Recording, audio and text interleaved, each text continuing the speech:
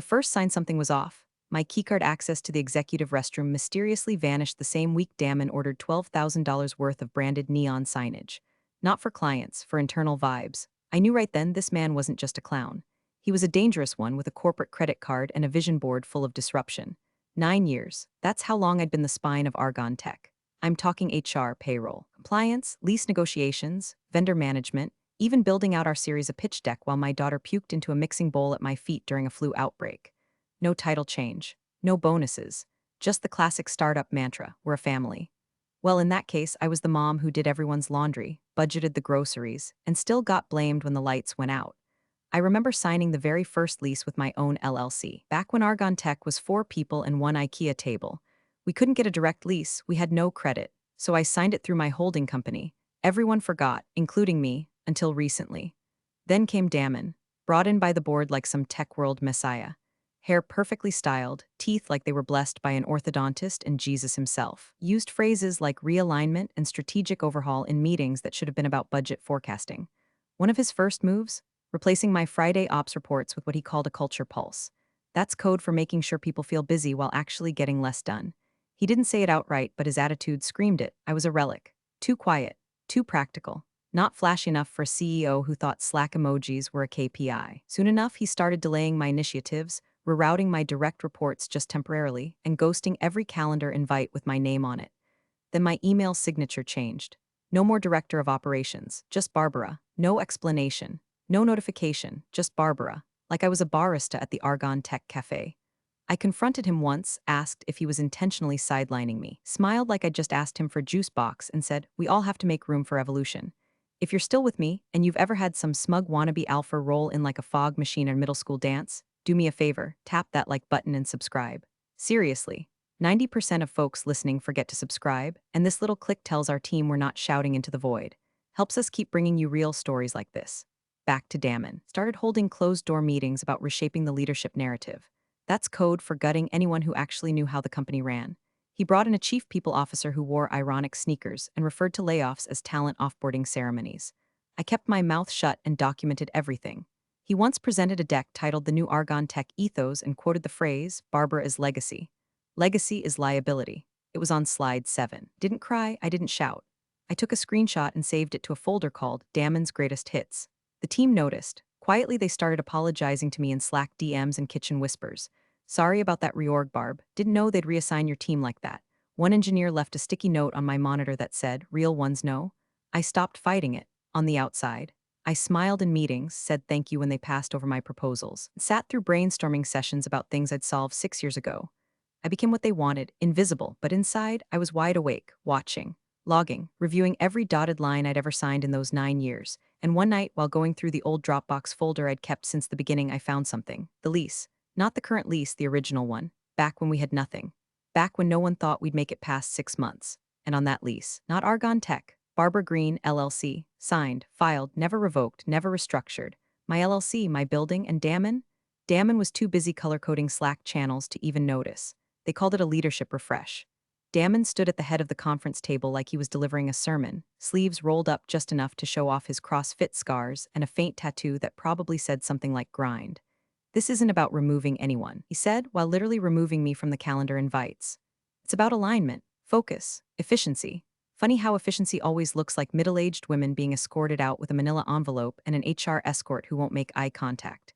He unveiled a new org chart printed on slick cardstock because God forbid a PDF do the job, and I scanned it fast. My name wasn't gone. That would have been too bold. Instead, it was buried 3 tiers down in a new box labeled Operations Support Liaison. No reports, no authority, no seat at the strategy table. Just a euphemism for exile. HR didn't even have the decency to call me in for a talk. I found out about my role revision when a fresh out of college admin handed me a stack of printed timesheets and said, "I think these go to you now." That same week, I was asked to book catering for the next exec offsite. I used to lead those offsites. My calendar once looked like war logistics, vendor calls, investor check-ins, compliance deadlines. Now, restock breakroom soap dispensers and review Q3 kitchen supply invoices. You think I'm joking? I'm not. Then came the Slack messages. Not from Damon, he was too slick for that, but from his new golden retriever, a yes man named Trey who wore all birds and said bro unironically. Trey started pinging me like I was the office concierge.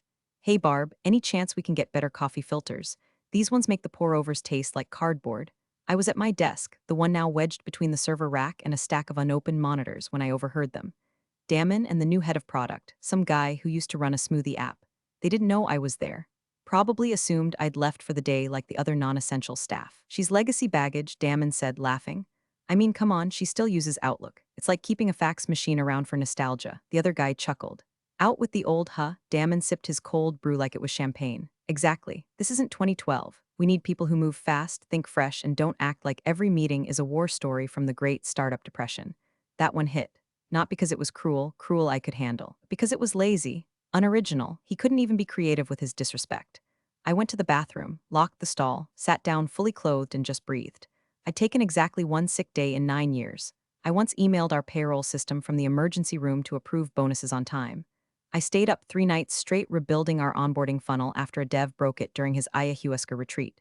Legacy baggage. That phrase kept echoing, bouncing off the walls of my skull like a ricochet bullet. I didn't cry. I didn't scream. I opened the Notes app on my phone and typed 3 words, start the clock, because now it was a countdown. He'd made a mistake, not just in underestimating me, but in assuming my silence meant surrender. I wasn't waiting for mercy. I was tracking movements, and I had leverage. He just didn't know it yet. I started with the Dropbox folder, the original one, not the polished internal SharePoint graveyard that Damon's people curated with pastel icons and useless acronyms, but the real vault where the bones were buried. It still had the old team photo from 2015. Me, 2 founders, 1 backend dev, and a whiteboard covered in dreams and dry erase smudges. We looked broke. We were, but we also built something. And I kept the receipts. Every early lease agreement, vendor contract, board resolution, loan application, I'd filed them all myself. I wasn't nostalgic, I was methodical. It started small. I exported Slack messages with key decisions. I screenshotted project handoffs Damon had conveniently forgotten I initiated. I made a copy of our incorporation timeline. Every deal I closed, every compliance audit I passed, every system I built, I traced the paper trail. Not for vengeance. Not yet, just in case. Because when a man like Damon starts clearing the deck, you don't wait for the wave to hit. You build your raft. Then I found it. Buried inside the 2016 folder labeled Lease HQ was a PDF called Hold Co Lease Agreement Final, signed. I remembered that night clearly. Thai takeout on the floor, my toddler asleep in the car seat next to me, and a building manager named Rick who was willing to overlook our non-existent credit history if we signed through a more stable entity. So I used mine. Barbara Green, LLC, registered in Delaware. Set up initially to handle consulting work in the early days, then retooled to lease the office when Argon Tech couldn't qualify on its own. The plan was always to restructure it later. But in startups, later means never. I opened the lease, scanned the signatory page. There it was, my LLC, the lessee of record, with a 5-year automatic renewal clause and a favorable buyout option. I sat there in my quiet, downgraded desk, next to a humming server tower and a pile of dusty keyboards, and stared at that document like it was a live wire. Could Damon really have missed this? I checked the board notes from the last 5 years. No mention of a transfer, no recorded amendment, nothing about lease restructuring, just assumption after assumption. I took the next afternoon off, told HR I needed mental wellness time, which I'm sure they logged under menopausal fatigue or whatever other bullshit label they had for women my age. I didn't go to the spa. I went to a lawyer. Her office was in a converted craftsman house with ivy growing through the blinds and the faint smell of printer toner and cat litter. My kind of place. I brought the lease, the LLC docs, and a quiet fury that sat just behind my sternum like a loaded gun. She read everything in silence, only stopping once to say, "They really let this ride, huh?" I nodded. "What does it mean?" "It means," she said, leaning back, "you don't just lease the building through your LLC. You control the conditions under which they lease it. If that lease hasn't been assigned or renegotiated, and from what I'm seeing it hasn't, then Argon Tech has no direct claim to the premises." I blinked so I could, what, terminate it? "If you follow the exit clause, yes, you're the landlord, legally speaking. And if I sold the LLC," she smiled, "then the lease obligations go with it, including the right to purchase the property under the founder preferential clause, which you also wrote, by the way. Nicely done." That was the moment something shifted. I wasn't a passenger anymore. I wasn't waiting for Damon to cut the cord. He thought I was legacy baggage, but I was holding the deed to the house he thought he owned. And suddenly, I wasn't mad, I was focused. I walked out of that office into a blindingly bright parking lot, sat in my car, and opened my Notes app again. New entry, LLC status, active. Lease termination clause, 60 days. Buyout clause, $1 with founder signature. I looked at that last line. Read it twice. $1 for the keys to the kingdom. And a man too busy polishing his self-importance to notice the floor beneath him wasn't his to stand on. I started planning. Quietly, precisely. Because if he wanted a new era, I'd give him one. The company Slack lit up one morning with a post from Damon. Q3 is going to be a lean, mean sprint. Time to trim the fat and sharpen the edge. Attached was a gif of a samurai sword being unsheathed. Reactions ranged from fire emojis to a dancing banana. Mine was a quiet screenshot, saved to a folder labeled strategic idiocy. People talk. Even in sanitized tech startups where HR leads trust circles and everyone pretends to meditate. Whispers travel faster than product roadmaps, and soon the rumors came flying in from all corners. Damon was restructuring again. Some roles just aren't aligned with where we're headed. The same old purge script, dressed up in faux positivity and buzzwords like resilient reorganization. I didn't ask questions, I just listened. I let people come to me, engineers, designers, even interns. A PM quietly forwarded me a message from Trey, Damon's faithful golden retriever. FYI, Barbara probably won't be in the Q3 org chart. Don't make a big deal, just let it phase naturally. Phase naturally, like I was a zit. Then the digital news tightened. First, I was removed from the all hands channel. No more company-wide threads, no access to team updates. Then the ops sync calendar disappeared from my view. I submitted an IT ticket. It was closed without reply. Next came the desk move. Official reason? Restructuring of spatial flow. Unofficially, a forced exile. They had a brand strategist from New York redesign the office space, and apparently my existence interfered with the open concept synergy vortex, or whatever crap they were selling. My new station was a forgotten desk near the server closet, literally next to the backup battery tower, which hummed like a dying wasp and leaked just enough heat to melt chocolate. A constant whirring drone, stale air, no sunlight, and a faint odor of old cables. I sat down that Monday morning, placed a plant on my desk, dead within 48 hours, and smiled because they thought they were banishing me to a corner. But I was in the belly of the beast now, and nobody watches the server closet. That same week, I overheard Trey talking to a new hire in the kitchen. Yeah, we're announcing some changes at the next all hands. Damon's got this great closer line planned, really dramatic, you'll see. I stood quietly behind the fridge door, pouring decaf like I didn't hear it. Is Barbara getting canned? The new hire asked. Trey laughed. I mean, she's practically already gone. Just waiting for the curtain to drop. Waiting for the curtain to drop. That night, I reopened the LLC's operating agreement, the one I'd used to structure the lease all those years ago. Clause 8.2. Transfer of ownership shall include right of first refusal to purchase underlying assets at pre-negotiated rate, exercisable at sole discretion of member. Translation: I could buy the building for $1. The LLC owned the lease, but I owned the LLC. All I had to do was activate the clause. I finalized the paperwork in a fog of cold, deliberate calm. No revenge playlist, no glass of wine. Just a notary, a dotted line, and one signature that made me, in the eyes of the state and county, the legal owner of the property Argon Tech called home.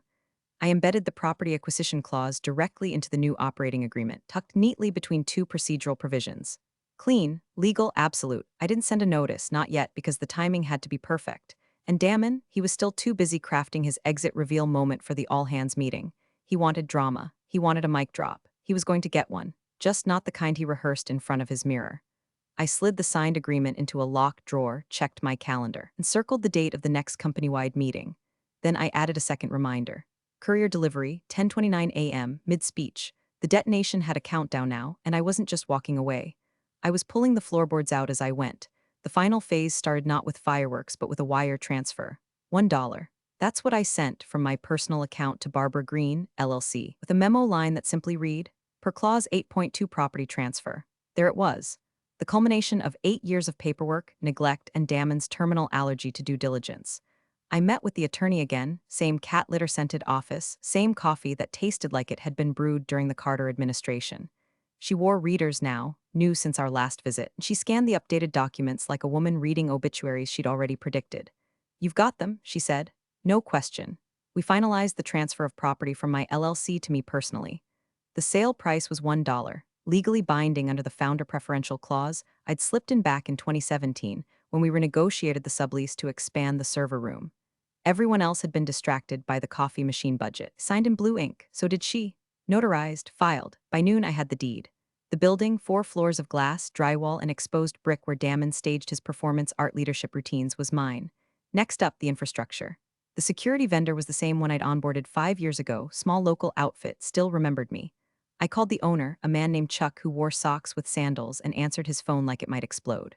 Barb, damn, it's been a minute. What can I do for you? I need the access points reprogrammed, I said. And I need it quiet. He paused, like, stealth mode quiet? Exactly. By midnight that Thursday, Chuck's team had rekeyed the main entrance, updated the building's digital access logs, and switched administrative control of the security system to my name. Damon and the rest of his bouncy castle leadership team still had their badges, but they were now little pieces of plastic waiting to betray them. I waited until Friday to file the lease termination with the county, gave it a nice poetic ring to end the week. The document was titled Notice of Lease Cessation and Premises Repossession. Simple, legal, deadly. The building's records now reflected no active lease under Argonne Tech, no tenant rights, no occupancy guarantee, just a name, Barbara Green. Next came Exhibit C. It wasn't enough to simply own the building.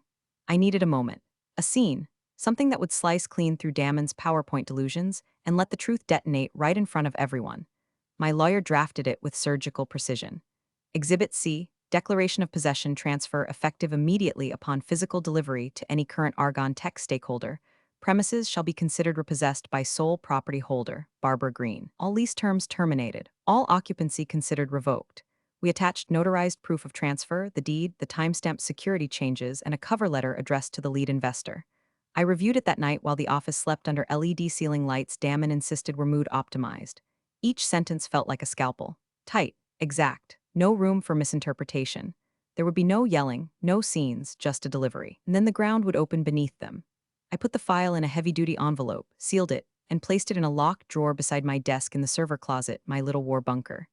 I sat back in the cracked plastic chair they'd assigned me and looked around at the humming servers, the flickering backup battery lights, and the dusty coil of Ethernet cable someone had tossed near my feet. I felt nothing but clarity, not revenge, control. Because Damon could plan his little stage show for the all-hands meeting all he wanted. He could leak more whispers, sharpen his punchlines, and fantasize about his legacy moment. But the finale wouldn't belong to him. It never did. The keys had changed hands, and the locks were waiting. The subject line read, Quarterly All Hands Q3 Kickoff New Vision.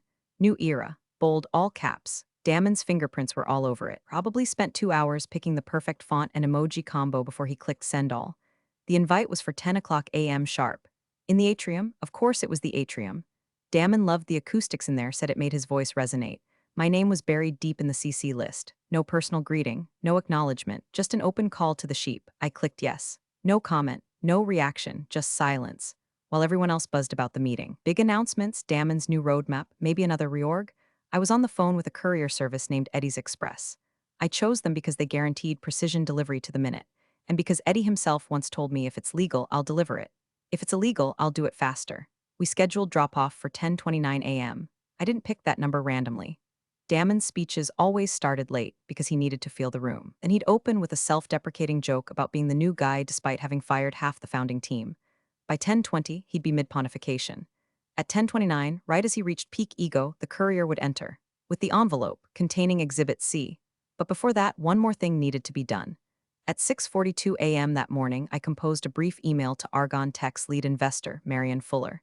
She was no nonsense. Former litigator turned venture capitalist. Sharp as a whip, allergic to fluff. We'd spoken often during the series of days, back when she used to call me the only adult in the room. I hadn't reached out in a while, didn't need to, until now. The email read, subject, Exhibit C immediate review requested Marion. Please find attached Exhibit C, along with relevant supporting documents. This pertains directly to the Q3 all-hands meeting today. I advise reviewing in full prior to 10:30 a.m. Regards, Barbara Green. No emotion, no warning, just the facts. I attached the packet, the deed transfer, the termination notice, the signed acquisition clause, and a copy of the new access control logs. Timestamped, certified, legal. I sent it. Then I closed my laptop, got dressed, and chose a navy blue blazer with brass buttons. The same one I wore the day we secured our first six-figure contract. Understated, fitted, sharp. At 9:55 a.m., I arrived at the office. Nobody noticed. The room was packed. Folding chairs arranged in a U-shape around the atrium's makeshift stage. Cold brew in carafes, branded notepads. Trey handing out swag tote bags like he was launching a lifestyle brand. I took a seat in the back, near the ficus plant they forgot to water. No one made eye contact. Damon stepped up at 10:08 a.m., wearing a microphone headset like he was about to deliver the Sermon on the Mount. Thank you, he said, waving his hands like the applause was deafening. Big day today, big moment.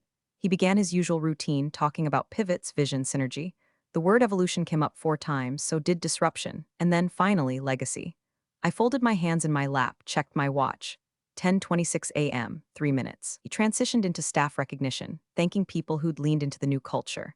No mention of me, of course not. I was the ghost in the corner. Then came his transition line. I've always said new eras require new energy. Sometimes that means letting go of what no longer serves the mission.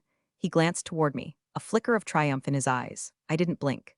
because behind the glass doors of the atrium, a man in a red windbreaker had just stepped inside. Courier on schedule. He held a large white envelope in both hands, moving through the crowd like he belonged. 10 steps. 5. Damon kept talking. So today marks a new chapter in. The courier stopped at the front row, handed the envelope to Marian Fuller without a word, and walked out. No sound, just the rustle of paper as she peeled it open, and the silence that followed as she began to read. I inhaled once, slow and deep. Then I exhaled, calm, still, because it had begun. The air in the atrium smelled like fresh toner and faintly of lemon disinfectant. Someone had wiped the folding chairs clean for optics, but left the broken ones in the back for people like me. I picked the one closest to the emergency exit, old habit, and sat without a word, just another name in the org chart, body in a seat, ghost in plain sight. No one greeted me, not out of malice, out of confusion. No one knew if they were allowed to. The new hires weren't even sure who I was. Barbara was now a rumor they'd heard in onboarding, like some ancient system no longer in production.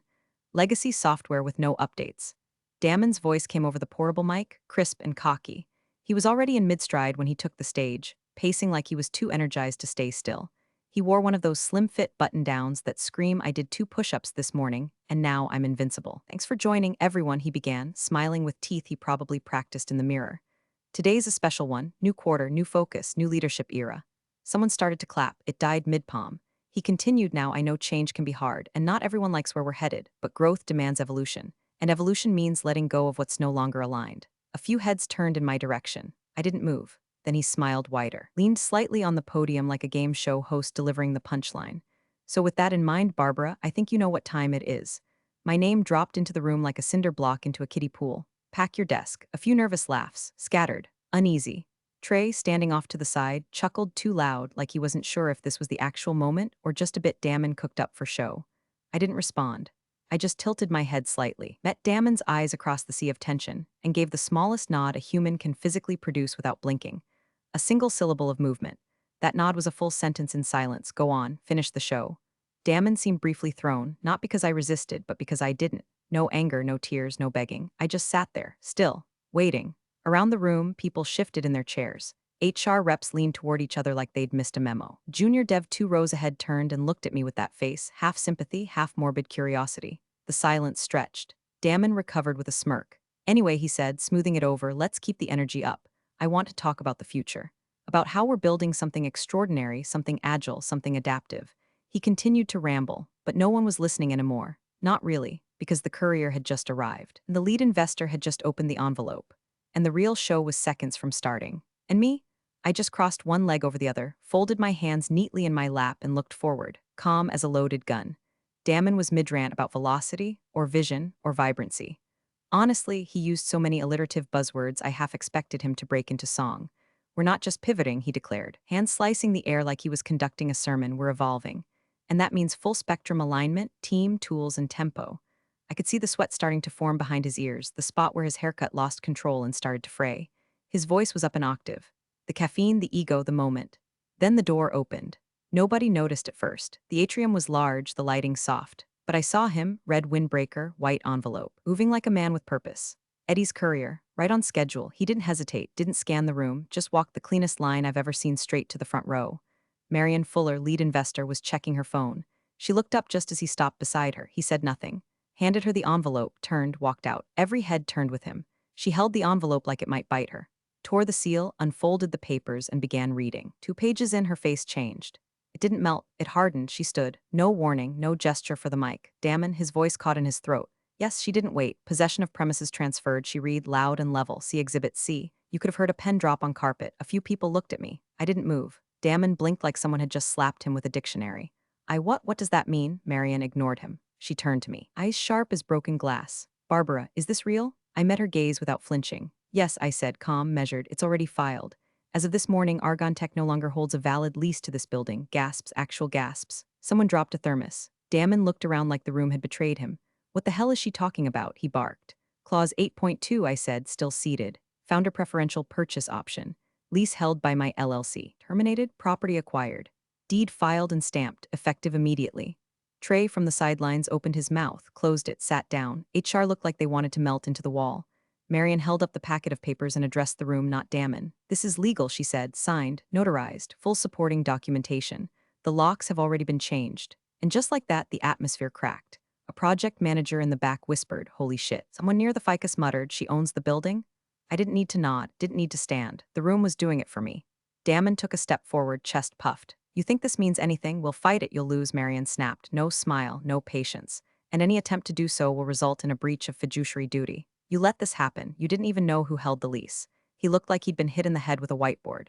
His mouth opened again. Nothing came out. People started shifting in their seats.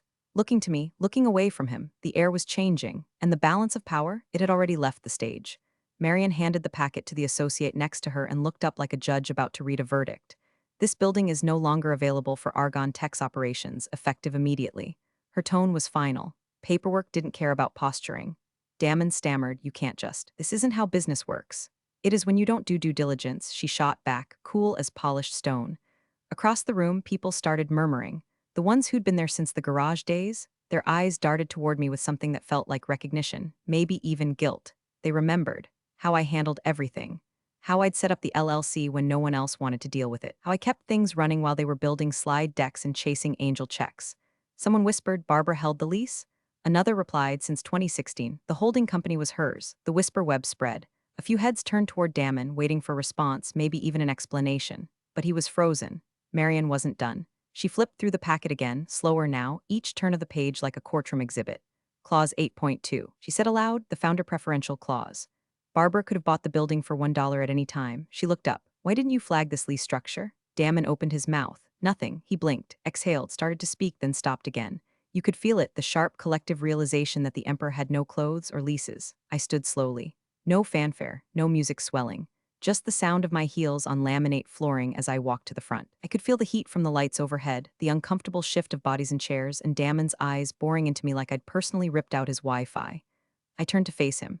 "You run things, Damon?" I said quietly, voice steady as a scalpel. "Not anymore, not here." I reached for my badge, walked to the glass door at the side of the atrium where the security reader glowed red, held the badge to the sensor. Beep. Green. The door clicked. I looked back. Damon stepped forward and did the same. Held up his shiny black keycard. Beep. Red. Silence. Not a word in the room. His hand lingered there like if he held it long enough the reader would change its mind.